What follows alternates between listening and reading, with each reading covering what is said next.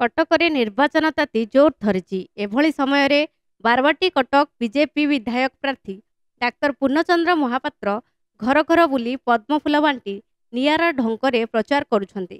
ସକାଳ 8ଟା ସମୟରେ ଡଗରପଡ଼ା ହନୁମାନ ମନ୍ଦିର ଠାରୁ ପଦଯାତ୍ରା ଆରମ୍ଭ କରି ଅଲିସା ବଜାର, କେଉଟ ସାହି ଏବଂ ମହମ୍ମଦିଆ ବଜାର ପର୍ଯ୍ୟନ୍ତ ପ୍ରଚାର କରିଥିଲେ। ନିଜ ସପକ୍ଷରେ ଭୋଟ ଦେବାକୁ ଲୋକଙ୍କୁ ଅପିଲ କରିବା ସହ ପଦ୍ମଫୁଲ ଦେଇ ଲୋକଙ୍କୁ ଆକୃଷ୍ଟ କରିବାକୁ ଚେଷ୍ଟା କରିଥିଲେ।